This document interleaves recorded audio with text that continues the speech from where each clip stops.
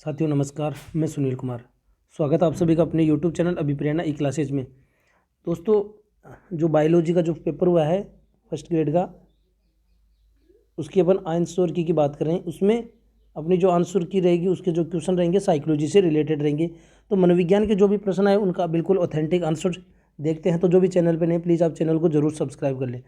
चलिए देखते हैं। पहला क्वेश्चन आप देखिए, इसमें क्रम से अपन देखते चलते हैं। मनोविज्ञान के जो महत्वपूर्ण प्रश्न उत्तर है उनके अनुरूप पहला क्वेश्चन आपके सामने देखिए कि क्वेश्चन नंबर 5 है कि निम्नलिखित में से कौन सा चिंतन का प्रकार जीन पियाजे द्वारा प्रदत्त मूर्त संक्रियात्मक अवस्था से संबंधित नहीं है। ठीक है, तो यहाँ पे देखिए आपको ये पूछा है कौन सा चिंतन का प्रकार जीन पियाजे द्वारा प्रदत्त मूर्त संक्रियात्मक अवस्था से संबंधित है, ये पूछा गया। तो देखिए जो इंट्यूटिव है वो कौन सी अवस्था थी, तो इसमें पूर्व संक्रियात्मक से संबंधित है। निगम है वो जो है फोर्थ स्टेज से, और ये संवेदी गत्यात्मक है ये पहले स्टेज से। तो इसका जो सही आंसर हो जाएगा वो कौन सा हो जाएगा, इसका सही आंसर हो जाएगा 3 नंबर ऑप्शन। तो क्वेश्चन नंबर जो 5 है इसका सही आंसर क्या होगा, आगमनात्मक जो विचार है वो मूर्त संक्रियात्मक अवस्था की महत्वपूर्ण विचार है, जिसके अंतर्गत व्यक्ति एकत्रित करके सूचनाओं को और तथ्यात्मक रूप से उसका विश्लेषण करता है, अपन कह सकते हैं। नेक्स्ट क्वेश्चन देखिए।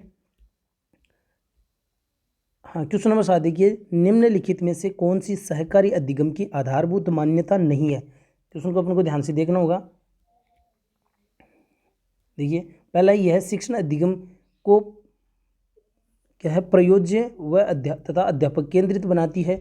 दूसरा ऑप्शन है यह है इस बात पर विश्वास करती है कि विद्यार्थी तभी सीख पाते हैं जब उन्हें स्पर्धा रहित चिंतामुक्त सहयोगी वातावरण में सीखने का अवसर मिले। ठीक है, फिर है यह विद्यार्थियों, तो ये बात यहाँ पे सही हो रही है, यह विद्यार्थियों से पहल करने और अपना अधिगम मार्ग स्वयं चुनने की अपेक्षा करती है, ये भी कथन सही है। फिर यह शिक्षण अधिगम हेतु व्याख्यान अथवा प्रदर्शन विधि की अपेक्षा सार्थक अंत्यक्रिया पर बल देती है, तो ये भी कथन सही है।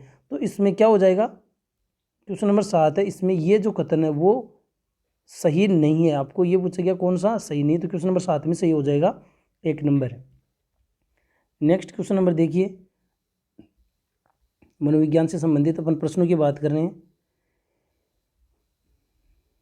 हाँ, निम्नलिखित में से कौन सी शिक्षण अधिगम सामग्री प्रक्षेपी साधन की श्रेणी के अंतर्गत आती है। तो देखिए जो अपनी विधियां हैं, प्रक्षेपी विधियां वगैरह कई प्रकार की विधियां हैं। यहाँ पे आपको पूछा गया आपके सामने, ये बुलेटिन बोर्ड भी नहीं है, पोस्टर भी नहीं है, और ये चार्ट भी नहीं है। तो इसका सही आंसर हो जाएगा फिल्म पट्टियाँ, यानी फिल्म स्ट्रिप जो है वो प्रक्षेपी सामग्री के अंतर्गत आती है। तो क्वेश्चन नंबर 17 का सही आंसर हो जाएगा 2 नंबर।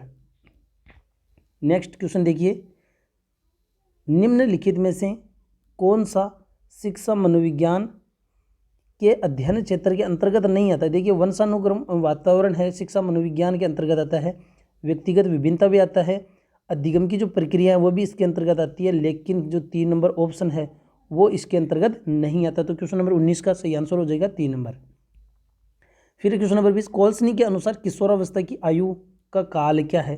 तो इसमें तो देखिए किशोरावस्था का जो काल है इसमें ज़्यादा आप कोई दिक्कत ही नहीं है, 12 से 18 वर्ष। क्वेश्चन नंबर 20 में 4 नंबर ऑप्शन हो गया। आगे देखिए मनोविज्ञान के ऑथेंटिक आंसर आपके सामने हैं। आगे देखिए क्वेश्चन नंबर, मनोविज्ञान के क्वेश्चन अपन सोल्व कर रहे हैं। तो इसमें मनोविज्ञान का जो अगला क्वेश्चन है वो है,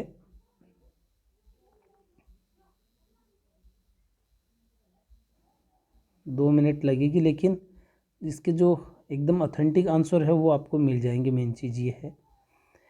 आगे अपना ये क्वेश्चन है, क्वेश्चन नंबर 57 देखिए, निम्नलिखित में से कौन सी आशुबेल द्वारा प्रदत्त आधुनिक संज्ञानात्मक सिद्धांत के अंतर्गत आने वाले अधिगम सिद्धांत का प्रकार नहीं है। आपको पता होगा कि डेविड आशुबेल है, उन्होंने अधिगम के 4 प्रकार बताए हैं, जिसके अंतर्गत कौन कौन सा आता है, रटकर सीखना, अर्थपूर्ण सीखना, अभिग्रहण सीखना, लेकिन ये इसके अंतर्गत नहीं आता है। तो क्वेश्चन नंबर 57 का हो जाएगा 1 नंबर।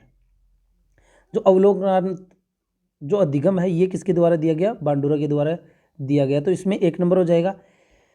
नेक्स्ट क्वेश्चन देखिए आप, शिक्षा क्षेत्र में प्रणाली उपागम के अंतर्गत अनुदेशनात्मक पाठ्य प्रणाली में अदा पक्ष में कौन सा तत्व सम्मिलित होता है? तो आपके सामने ऑप्शन है इसमें शिक्षण व्यू रचनाएं, पाठ्य वस्तु, मूल्यांकन और शिक्षण सहायक सामग्री।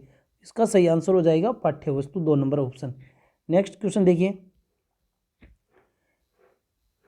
नेक्स्ट क्वेश्चन आपके सामने है,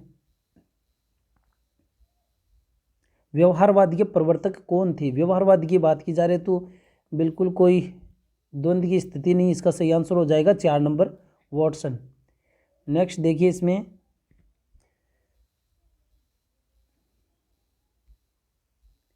हाँ, निम्नलिखित में से कौन सा पियाजे के नैतिक विकास सिद्धांत का स्तर नहीं है? परसों ही मैंने नैतिक विकास के जो स्तर बताए थे उनमें मैंने बात की थी, जो नैतिक यथार्थता, जिसको अपन परायत्त नैतिकता कह सकते हैं, एक नैतिक समानता, एक नैतिक सापेक्षता, जो नैतिक अपन कह सकते हैं स्वायत्तता के अंतर्गत अपन, लेकिन जो नैतिक आदर्शवाद है वो पियाजे के स्तर के अंतर्गत नहीं आता। तो क्वेश्चन नंबर 84 का सही आंसर हो जाएगा 4 नंबर। क्वेश्चन नंबर आगे देखिए, निम्नलिखित में से कौन से मनोवैज्ञानिक सामवेगिक बुद्धि संबंधी अनुसंधान के क्षेत्र से नहीं जुड़े हुए हैं? तो देखिए पावलोव जो है वो इसके अंतर्गत नहीं आते, बाकी डेनियल गोलमैन है, पीटर सेलोवी एवं मेयर है, ये इससे अंतर्गत आ जाते हैं। नेक्स्ट क्वेश्चन देखिए आप, मनोविज्ञान के, हाँ, महत्वपूर्ण प्रश्न है, निम्न में से कौन सा निर्मितवाद का प्रकार नहीं है?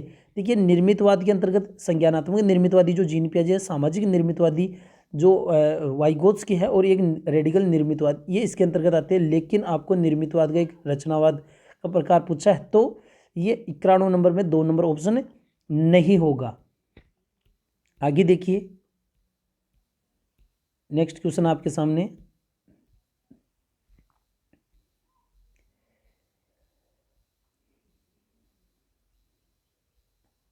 अंतिम क्वेश्चन इसके अंतर्गत है, हाँ,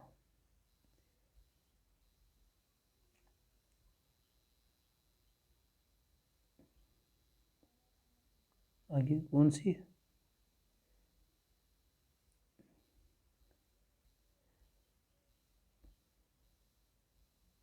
हाँ, ये इसके अंतर्गत वो प्रतिमान से संबंधित आ गया है ये क्वेश्चन। आगे देखिए,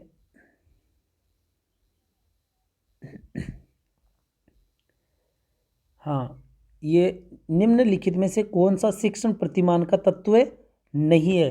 तो देखिए शिक्षण प्रतिमान के कई तत्व, उनमें केंद्र बिंदु जो है, फोकस, संरचना, सामाजिक प्रणाली, लेकिन जो सृजना है वो शिक्षण प्रतिमान के अंतर्गत नहीं है। तो जो क्वेश्चन नंबर 130 है बिल्कुल उसका ऑथेंटिक आंसर क्या हो जाएगा? 4 नंबर। आगे देखिए, निम्न में से कौन सा लचीला अधिगम नहीं है? तो देखिए अधिगम की बात करें तो देखिए स्वाभाविकरण है, लचीला अधिगम यानी ये आदत है व्यक्ति का जो स्वभाव, इसके अंतर्गत एक है जांच एवं भूल, प्रयास एवं त्रुटि, आपको पता है चिर प्रतिष्ठित।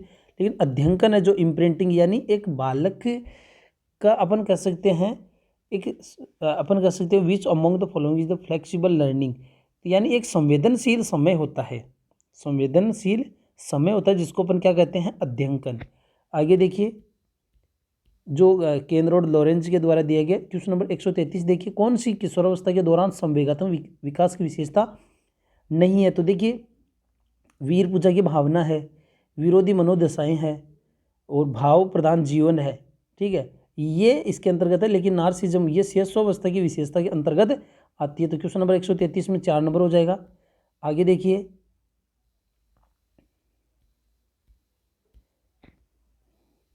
हाँ, शिक्षा मनोविज्ञान के पिता में, शिक्षा मनोविज्ञान की बात की जा रही है तो इसका बिल्कुल सही आंसर हो जाएगा थॉर्नडाइक, जो है शिक्षा मनोविज्ञान के जनक माने जाते हैं। आगे क्वेश्चन है, निम्नलिखित में से कौन सा वृद्धि और विकास का सही सिद्धांत नहीं है? तो मनोविज्ञान के जो महत्वपूर्ण प्रश्नोत्तरी है उसमें देखिए पहला ऑप्शन बिल्कुल सही है, वृद्धि एवं विकास वंशानुक्रम वातावरण के गुण है। आप देखिए जैसे वंशानुक्रम को आप 100% मान लेते हैं और वातावरण को 0 मानते हैं, तो इसका रिजल्ट क्या रहेगा? 0। इसका मतलब जो है वंशानुक्रम ही सब कुछ नहीं है, वातावरण भी सब कुछ है। तो अपन ये जरूर हो सकता है किसी की भूमिका 50 हो किसी को, तभी अपन को एक अच्छा रिजल्ट मिलेगा। अभिवृद्धि विकास जो है सामान्य से विशिष्ट की ओर होता है। फिर है विकास क्षतिपूर्वक विकास सह संबंधित, यानी विकास के जो पहलू एक दूसरे अंतर संबंधित होते हैं, एक दूसरे से जुड़े हुए होते हैं। तो यहाँ पे क्या हो जाएगा? जो 3 नंबर ऑप्शन है वो इसके अंतर्गत नहीं है। 3 नंबर जो ऑप्शन है विकास शक्तिपूर्वक नहीं होता है। फिर नेक्स्ट क्वेश्चन देखिए, अध्ययन जो इम्प्रिंटिंग है, अभी मैंने एक क्वेश्चन पहले था, अध्ययन के सिद्धांत का प्रतिपादन करने वाले मनोवैज्ञानिक कौन थे? कॉनरेड जो लॉरेंज है उन्होंने इसका आविष्कार किया। सबसे पहले अपन बात करेंगे कि जो अध्ययन क्या होता है। देखिए बालक में एक अपन कह सकते हैं आसक्ति अटैचमेंट के विकास होने का जो एक संवेदनशील समय होता है, यानी वो समय अगर एक जो बच्चा होता है, छोटा चूजा है, वो अपने जो माता पिता के पास में रहेगा तो उस स्थिति में वह जिनके पास रहेगा उन्हीं के पास में उसमें हमेशा रहने की एक अपन कह सकते हैं एक संभावना रहेगी। आप देखते हैं कि जो भी जीव जंतु है, पक्षी है, वो कुछ दिनों तक अपने पास ही रखते हैं। अगर वो जो जीव जंतु अगर लोगों के बीच में आ जाएंगे तो वैसी स्थिति में आगे वो जीव जानवर लोगों के बीच में आसानी से रह सकेंगे, तो उनसे खतरा रहता है। इसलिए उनके माता पिता है, जो जीव जंतु है या मनुष्य, वो नहीं चाहते हैं कि वो जो बच्चे हैं लोगों के बीच में जाए, ठीक है, क्योंकि मनुष्य का कोई विश्वास नहीं किया जा सकता, इसलिए वो उनसे दूर रखते हैं। अपना एक संवेदनशील समय होता है जिसको अपन कह सकते हैं इम्प्रिंटिंग यानी अध्ययन। तो इसके जो है जनक है अपन कह सकते हैं कॉनरेड लॉरेंज। और आगे है अपना क्वेश्चन, तो ये अपने मनोविज्ञान के क्वेश्चन कंप्लीट हो गए। तो जो भी चैनल पे नहीं है प्लीज़ आप चैनल को जरूर सब्सक्राइब करिए। जितने भी मनोविज्ञान, जितने भी चाहे कंपटीशन से रिलेटेड या मनोविज्ञान की आप तैयारी करना चाहते हैं तो अपने चैनल को जरूर सब्सक्राइब करें। यहाँ हमको मनोविज्ञान से संबंधित महत्वपूर्ण प्रश्नोत्तरी और मनोविज्ञान के महत्वपूर्ण टॉपिक कंसेप्ट वो आपको यहाँ पर क्लियर करवाए जाएंगे। दूसरी बात, मनोविज्ञान के जो भी आप देखें फर्स्ट ग्रेड से संबंधित जितने भी पेपर हैं उन सभी का यहाँ पर आपको बिल्कुल ऑथेंटिक सॉल्यूशन मिलेगा। धन्यवाद।